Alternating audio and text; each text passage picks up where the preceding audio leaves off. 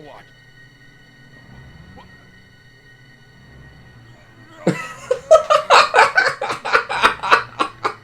You see me? He has little wings growing out of his neck. Blue Stinger. Oh god, this thing. Blue Stinger is one of my Dreamcast games, which isn't a great sign to begin with. I mean, my meager, 5-game collection for the system has maybe one game that could be called good. That wasn't intentional, by the way. I'm also the guy who bought 4 different Dreamcasts, and they were all broken before I could ever get to play them, so yeah, I'm just cursed with this bloody system. But Blue Stinger is a launch title for the Sega Dreamcast, a launch title I don't think anyone remembers, and honestly, that's probably for the best. If I was being as generous and as kind and diplomatic as I could possibly be about this game, it's kind of like a prototype Dead Space. It's a survival horror with some really, really cheesiness, and that in and of itself could be a lot of fun.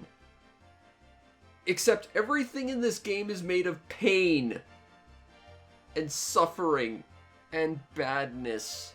The story to Blue Stinger is a thing that certainly exists. You play as Elliot Blade. I assume they actually meant Elliot Ballad, but I'm pretty sure Elliot has 2 L's and 2 T's. There was a Harvey Birdman joke about that, and they misspelled Ballad, so yeah. He is a member of some kind of naval rescue group on vacation, except that a meteor struck a nearby island, known as Dinosaur Island. Trust me, that's not remotely important. And a giant dome came up and ate half his ship, leaving his buddy Tim to drown at sea, clutching his lucky dolly, I guess. And now Elliot has to go and rescue everyone because there's weird zombie mobobs running around. Very early on, he meets the mighty sea captain, Dogs Bauer, who you will never play as because he's even slower than Elliot, and trust me, that's intolerably slow. As well as this lady named Janine, who, equipped with a sniper rifle, saves his ass pretty much right from the jump. You're going to want to remember that, that's important. From that moment on, the first third of this game is running around a shopping mall to get to a bar just to get an ID card so you can open a door. Where then you go to some labs and honestly, nothing really happens.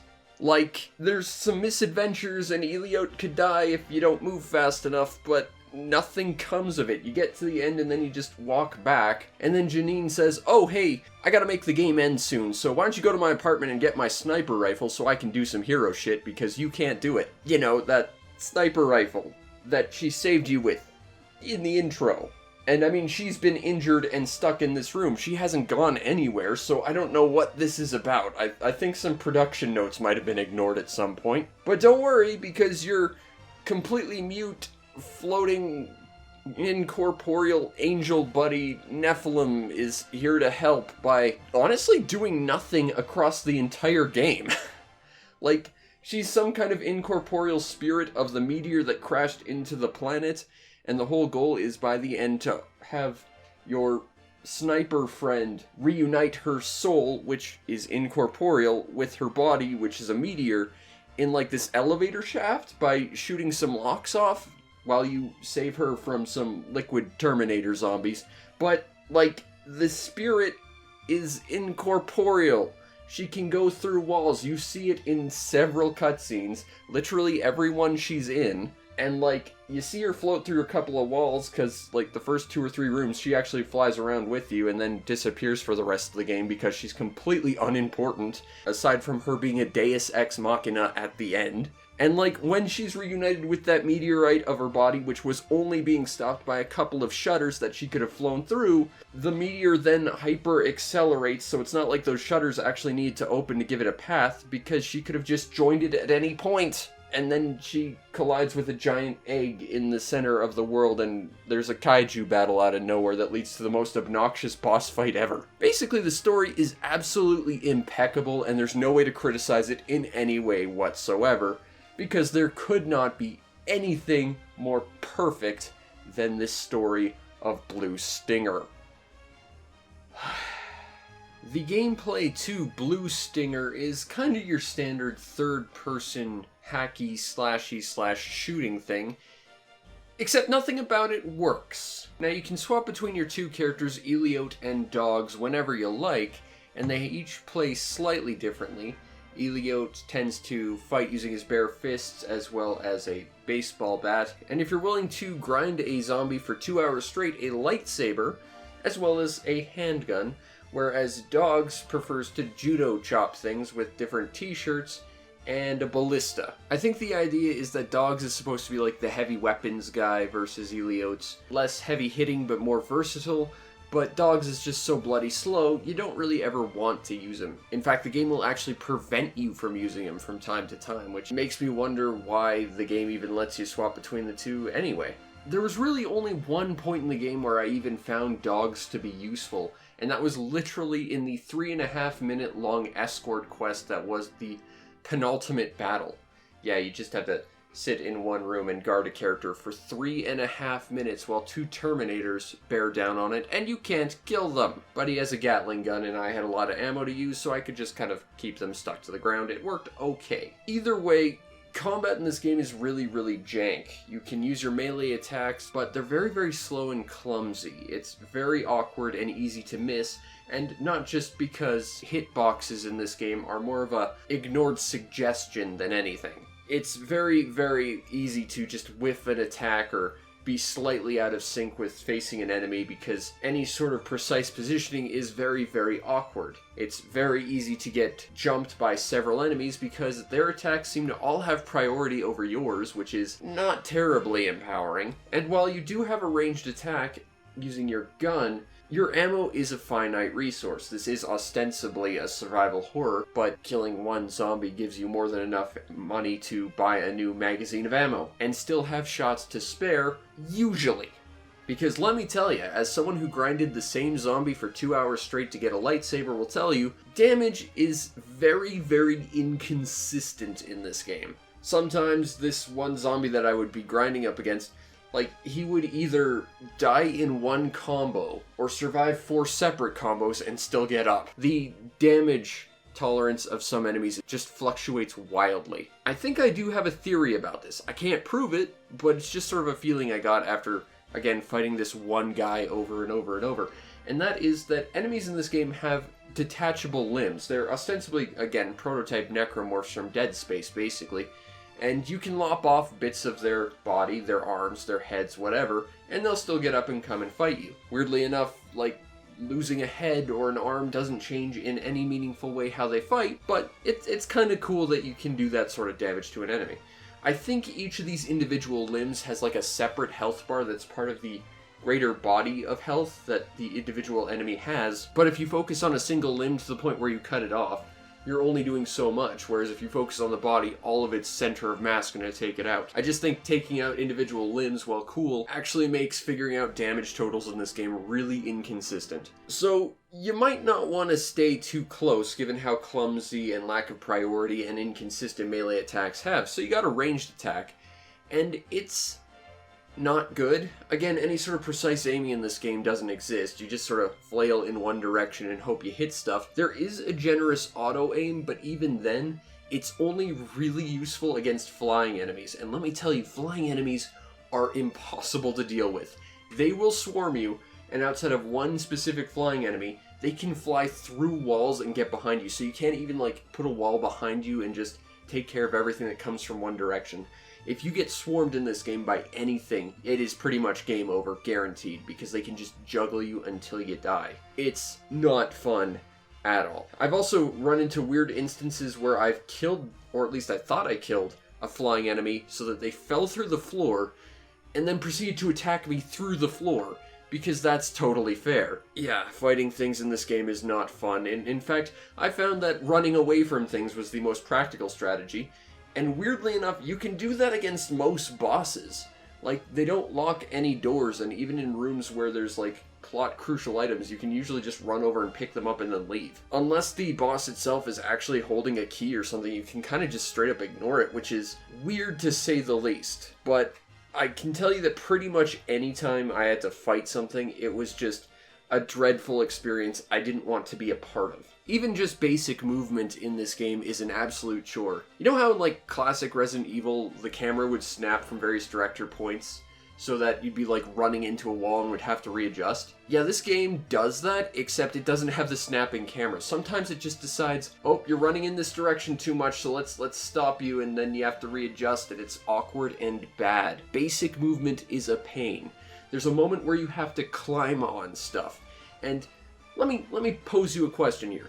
If you want to move in a straight line, what would you input into a control stick?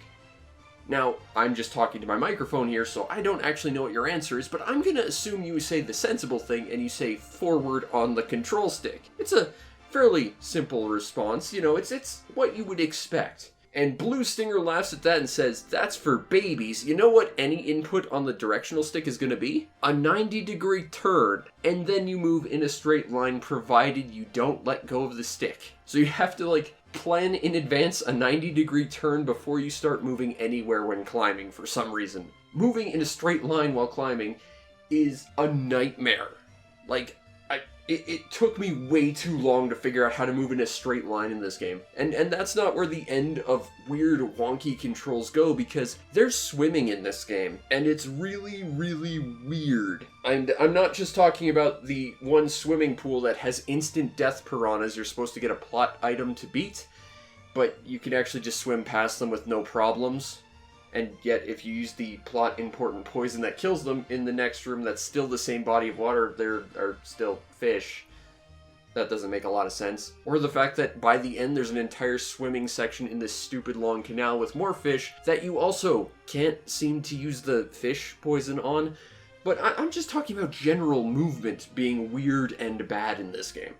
When you swim, you have to mash the A button, okay? That's fine, that moves you forward, but, you know, you need air at some point, and your character is always sinking. You have no direct control over your vertical movement while swimming. Do you know how you surface for air in this game? Because, you know, I would think it'd be back, sort of like, you know, if you were to control a submarine, or maybe forward, or, you know, something. No, that's silly. If you want to not drown in this game, and this is explained nowhere in the game, mind you, you need to take your hand off the control stick and then just button mash swim. I'm not gonna lie, I think I died about half a dozen times without understanding this. On the bright side, the first time I died a whole bunch because of that, it was in a instant death maze, and trust me, there's a lot of them in this game, but I drowned a lot in this instant death maze. At least through clever multi-answer puzzle solving, you could kind of remove the drowning from that area entirely and just solve that area a different way. And that was actually kind of cool. Everything else about this game is nightmarish, but that was genuinely a cool thing. That you could solve this puzzle using multiple different ways and it would affect the next puzzle you had to deal with. I appreciate that. Unfortunately, it still didn't explain the whole having to surface for air thing, and they ask you to swim a whole lot more, continuing not to explain jack. So, yeah, you might die a whole lot more even if you figure out this kind of cute workaround, and that's awful. And at no point while you're swimming are you given sort of a controlled environment to figure stuff out. You're just thrown into a maze that will instantly kill you, and has monsters that will attack you, making things more stressful, making you panic, and making you, like, struggle to figure out what you need to do just to not die instantly. And that's basically every instance of swimming in this game. There's lots of timed events where you are not given any sort of indication of what you have to do. Very early on, you have like a 2-minute run to save a guy's life, which would be great, except that a camera makes it so you can't even see the button because it's hidden behind the weird wonky camera that gets caught on the walls. There's so much in this game that isn't explained, and yet you're expected to know instantly, and you can be punished for not figuring out because you're apparently the dumb person.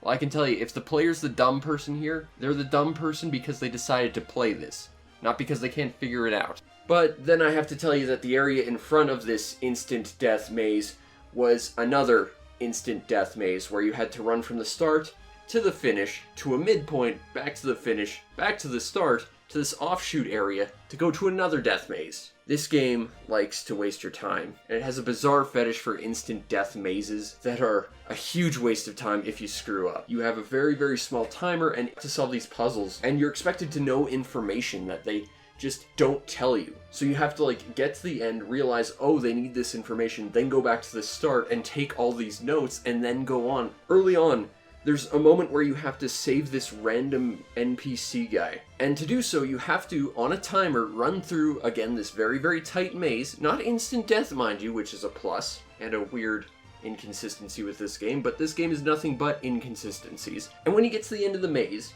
you find a thing that will ultimately let you go where you need to go to solve the puzzle to, rescue the guy. Except you need passwords. And to get those passwords, you have to go all the way back to the start of the maze and take down little notes of numbers on certain walls. No part of that is actually clear from the outset. And unless you know in advance, which indeed you can solve this all in advance if you know this stuff and skip the time trial area altogether, it's just bad and not enjoyable at all. Credit where credit's due, they create a stressful environment in spite of the fact they have nothing but goofy characters and monsters, but it's not enjoyable. It's stressful because it's awkwardly and badly designed, and they're asking very, very much of their players to just solve all this nonsense in a way that's completely unintuitive. At one point, you have to get through this locked door. Nothing in the environment or anywhere else in the game really gives you a hint about this.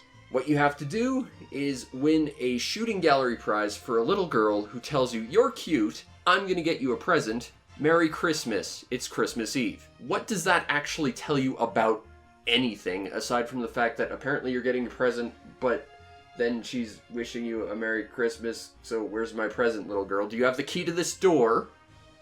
No. Apparently the password to this door was the date, which is just wildly coincidental, or the owner of this shop changes the password on that door every single day to that date, and makes absolutely no sense as to why anyone would bother doing that. Nor does it make any sense that this child would know this, which would explain exactly why she doesn't say anything about the door. But then it makes everything else she said absolutely nonsensical. But then again, everything about this game is nonsensical. It's Blue Stinger. Another time, you have this really bizarre sort of series of events where, again, you're trying to get a sniper rifle from your friend's apartment that she already has in her possession, so while you're doing any of this, it's just a giant time filler. Most of this game feels like that, honestly. Given the fact that you go to an entire lab to basically accomplish nothing and go back. I'm sorry, I'm segueing. I'm just that annoyed about this game. So, you go to your friend's apartment, you put in her passcode, and that should let you in the door, right? Well, apparently her friends decided, yeah, we're gonna mess with you today, and we're gonna take your actual passcard, and we're gonna hide it in the Christmas party room, I guess. Except, not really. In fact, if you actually go there, you see nothing, and then there's like a bunch of other rooms that seem to have basically nothing, aside from one spot in the kitchen that has two items on top of each other, except you can only pick up one at a time, and then the other disappears, and then you have to get it again. But after all that, clearing out all those rooms, you still don't have any way of actually solving this problem. You don't have the password to your friend's door. So you go to the next area that you try to go through. And in that next area, you are met with a ton of flying things, an awful camera, and a very, very tight corridor where you can't see what you're doing, and you're going to get jumped by about 4 different monsters at once. Have fun.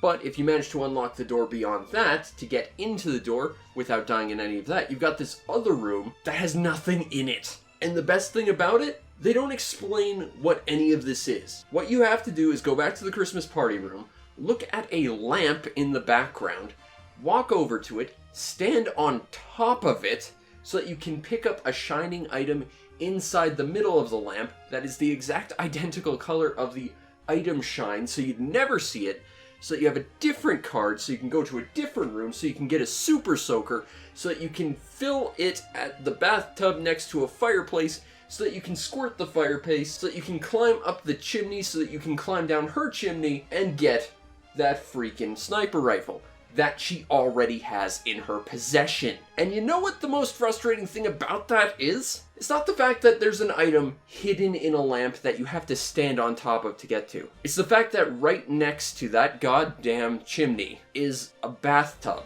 The same bathtub you have to fill that super soaker with. That same bathtub that has a shower hose that would stretch easily, that could flood the entire apartment if you just wanted to use that. Or anything else in that room. If you don't know that that thing in that lamp is there, you don't know where to find the super soaker. And the room that you have to go into is effectively dead to you. They actively give you the solution to the problem in the very room of the problem, but they won't let you take it because you can't interact with it because it's not the intended solution. Except that the intended solution is obtuse and dumb and hidden in a blind spot you would never see. And it makes no sense in the context of the rooms you're in. It's baffling that this game has so many, just completely bizarre things that they expect you to understand when they are not remotely clear. That is awful design. Oh, there's instant death pits. There's tons of really tight corridors where the camera will get stuck in your character's leg, or his hair, or the monster's butt, and you just have to let them gank you, because, trust me, all the tight corridors and tight mazes in this game do not benefit anything whatsoever. There's no camera control in this game either. You just have to sit there and let it try and sort itself out as best it can. It's genuinely terrible. At its core, there's only 5 enemies in the game. Basic humanoids, which come in a few different flavors. The bigger, more dangerous looking ones are actually the easiest to take out because they're so slow. The faster jumpy guys kind of suck though. Dogs that don't respawn for some reason, tentacles, which are just obnoxious as hell, flying things which cheat and clip through walls and can surround you and just stun lock you to death, and fish! This game has fish. And a blob thing, and that's kind of all the major enemies, and there's not really any unique strategy to any of them. They all just sort of amble on towards you and then die when you smack them a whole bunch. Or you die when you get surrounded and get ganked by them. There's not really all that much variety, and it's not terribly interesting. Even the humanoids, there's only 3 or 4 different types of them, and the only real difference is the kind of t-shirts they wear. It's not interesting. And the final boss is awful. First of all, it takes place after a 3.5 minute long escort mission that you cannot save between, so if you die on the final boss, you go back. It's a 2-phase fight, and the boss is identical regardless of which phase. He just shifts from viewing 3 different directions, trying to track you, and then breathing fire. But the thing is, the hitbox on the fire is completely random, and unless you grinded a whole bunch to buy health-enhancing food so you have more health than your standard pool, you're gonna die in 2 hits from an attack that's entirely random and you have no control over, and he attacks so fast you can't heal between those 2 things. Also, Eliote litters a whole bunch. Every time you try and drink an energy drink, he throws the can away, and he takes 1 bite of a burger, and then throws the whole burger away. And then he has to sit there and rub his tummy and pat his head to tell you how proud he is that he did that. And that's the healing system in this game. You're just standing around doing nothing for a whole bunch, until the final boss murders you. And I can still think of little things that make this game awful. Whenever you kill an enemy, how do you expect you get money from them? You figure they might just drop an item. Well, kind of. What they do is they take every single dollar in their possession, put it into a coin roller, and then throw it in the air so that it smashes, shattering all their money everywhere. And then suddenly you have to wander around the entire area like an idiot, picking up every single penny until you've hopefully found everything so you can buy stuff. That's terrible. Every single door in this game uses a passcode or a key card pad on a wall. Ignoring the fact that some keys are actual physical keys and not cards at all, they still have a key card scanner. If you have any way to unlock a door, you can't just go to the door and unlock it. You have to go to that awkward, janky key card scanner and try and activate it. But half the time, it'll think that you're talking to the wall or the door, and it'll tell you, you can't unlock this, it's locked. I know it's locked. I have the key for it. I would very much like to unlock it from the keycard scanner because I can't just use it on the door. It's such a small thing, but it's so frustrating, especially when it's in these tiny corridors with a bunch of enemies that are surrounding you. And it's basically a sprint to this point, hoping that you don't die and hoping you can get through it, because the alternative is absolutely not fighting because there's too much going on that there's no way you can take them all out. Enemies will fly behind you through walls, and bigger enemies will just charge you, and you're just gonna get hit over and over until you die. I have gone from a save point, walked out a door, and got surrounded instantly and taken out before. This game is not balanced. It is not well thought out. The environments are bad. Enemies are, I don't want to say overly aggressive, because the fact is they're very, very dumb, but they are just really, really grim in how bad they can gang up on you, and there's no real way to handle flying enemies. Because even using your gun, it's basically, at best, a 50-50 shot you're actually going to hit them, and because of how inconsistent damage is, you don't know how much damage you actually need to do to anything in order to kill them. And only like maybe 10% of the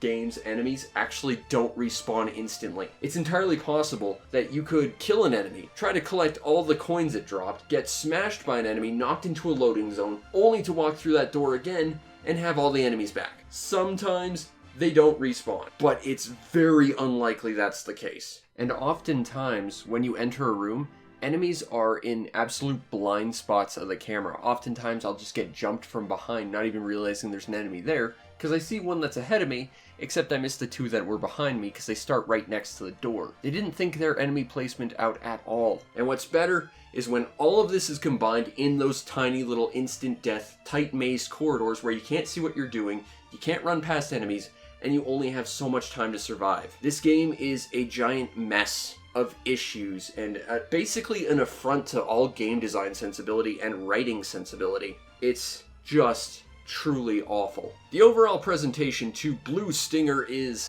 Pin Pin Tina, Pin Pin Sparky, Taco Pin Sneak, Toto Pin Back.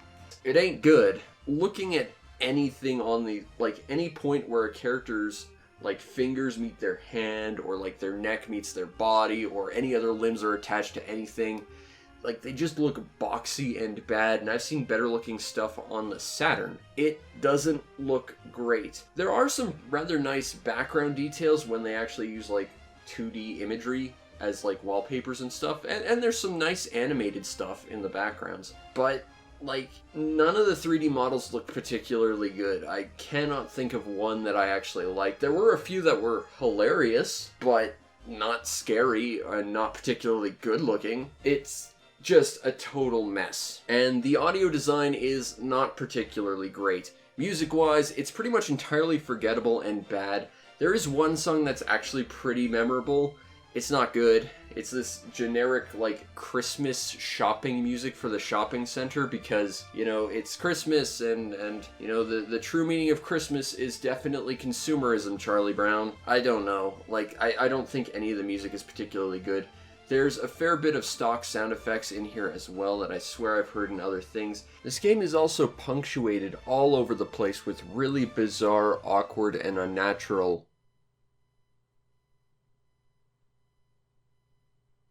pauses that for some reason character mouth flaps still flap to, which makes me think that they made this game for one specific dubbing and then just kind of sort of layered the English over top of it, but it just looks weird and awkward, and there's moments where the characters are talking and for, you know, even up to 10 to 15 seconds there's just nothing going on. No audio. It's very strange. Quality and consistency are two things not in Blue Stinger's vocabulary. Let's just put it that way. And the voice acting, what's really shocking is there's actually some pretty talented voices here. You've got Sonic the Hedgehog as Eliote, Dr. Robotnik as Dogs, and Rouge the Bat as, you know, the girl. There's some talented voices here, but they are just given nothing in the script to actually work from.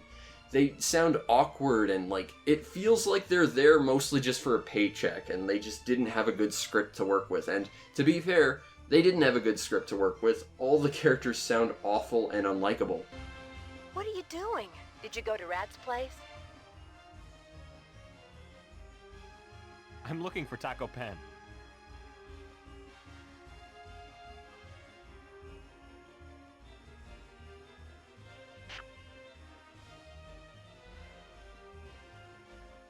I guess she doesn't understand jokes.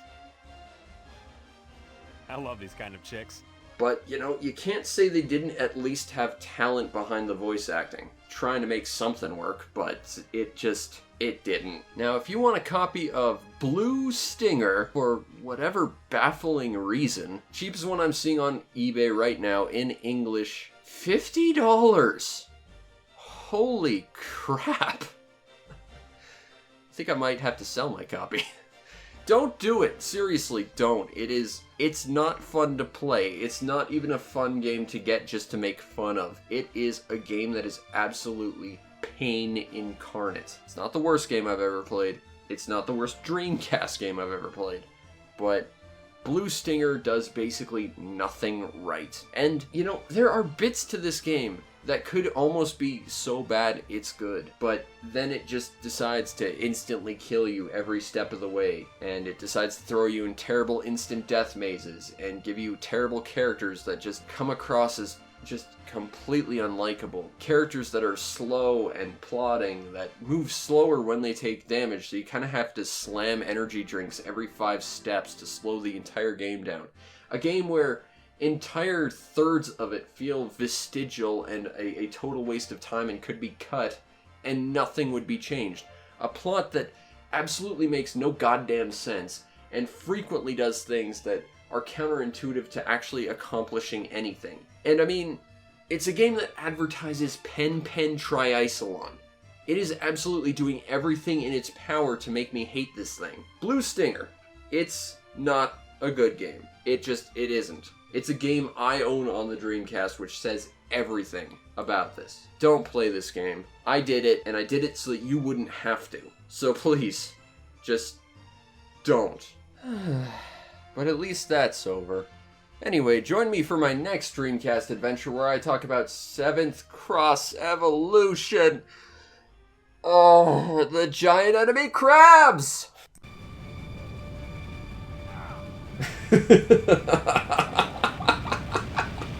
That looked so crap.